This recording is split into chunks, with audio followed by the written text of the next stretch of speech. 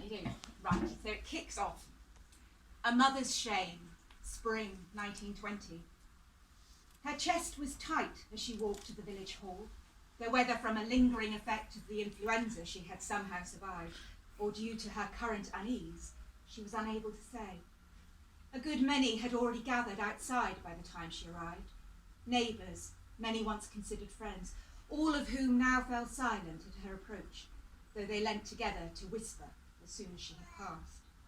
She kept her focus on the door before her, refusing to falter in her task, even if her reception justified the anxiety that had nearly kept her at home. But she could not have stayed away. Her purpose was too great. She could not let him down. Clutching her handbag, her stomach knotted, she mounted the steps and pushed open the door. The murmurous chatter inside stilled immediately. Heat rose in her cheeks as eyes turned upon her.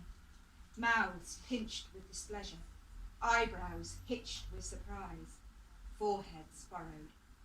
On seeing more than one head shake with disgust, she almost turned pale and ran. But then she thought of her boy, her beautiful boy, and a wave of anger enveloped her. Her son was as good as theirs, better even, better than most, certainly. Buoyed with defiance, she walked through them all to take her place in the queue. Heart hammering, she inched forward, waiting her turn. She tried to ignore the whispered comments and pointed stares, but each broke through her fragile defences to land a brutal blow.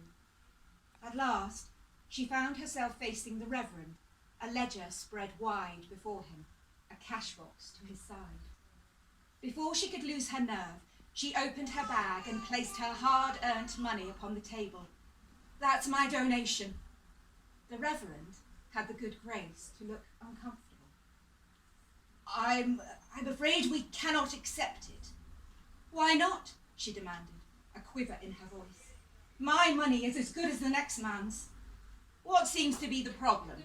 Councillor Jones asked, breaking free from a cluster of onlookers.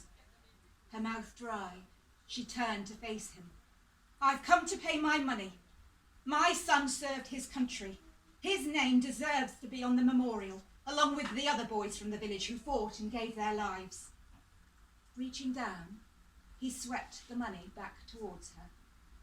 "This memorial is to record the names of the glorious dead, those honourably fallen, men the community wishes to remember and is proud to do so.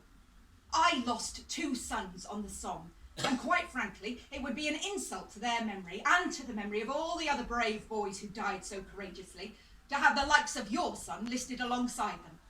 Now, unless you wish to make a donation as an act of remorse, I suggest you show some common decency and leave."